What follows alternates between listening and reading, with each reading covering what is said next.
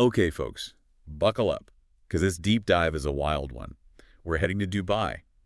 Well, not literally. Right. But we're diving into a story that really throws a wrench in that whole, what happens in Vegas stays in Vegas thing. Yeah.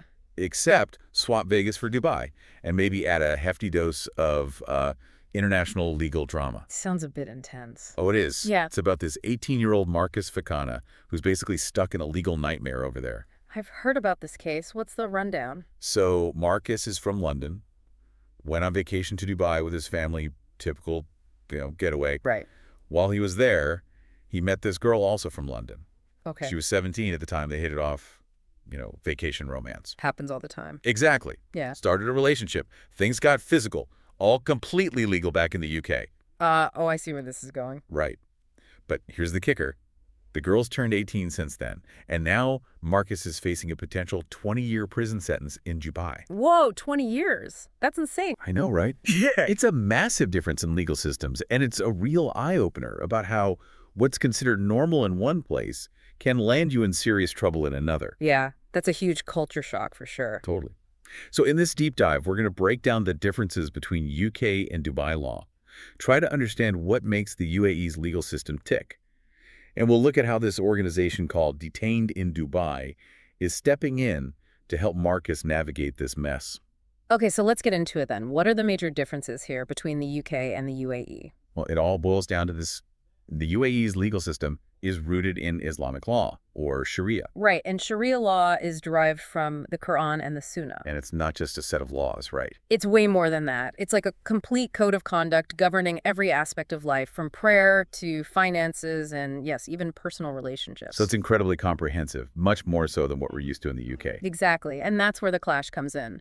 In this case, even though Dubai recently changed its laws regarding extramarital relationships for tourists. Didn't they? I remember reading about that. Yeah, it was a big deal seen as a move to modernize and attract more visitors. But there are still caveats, major ones. Like the age of consent being different. Exactly. The fact that the girl was under 18 at the time, even though she's 18 now, that puts Marcus in a very tricky spot under Sharia. It makes it much harder to argue his case, I admit. Oh, absolutely. The interpretation and application of Sharia can vary. There are different schools of thought within it. But in this instance, the age of consent and the act itself, even though consensual, could be viewed completely differently than they would be under UK law.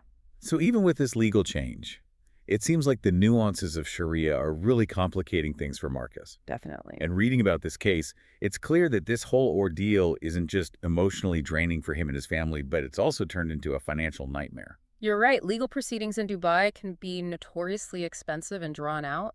The article mentioned that Marcus's parents had to fly back to London to work just to cover his legal fees and accommodation. Yeah, it's a common problem for foreigners who find themselves in legal trouble in the UAE. It can be financially crippling. Which is where this organization, Detained in Dubai, comes in, right? Exactly.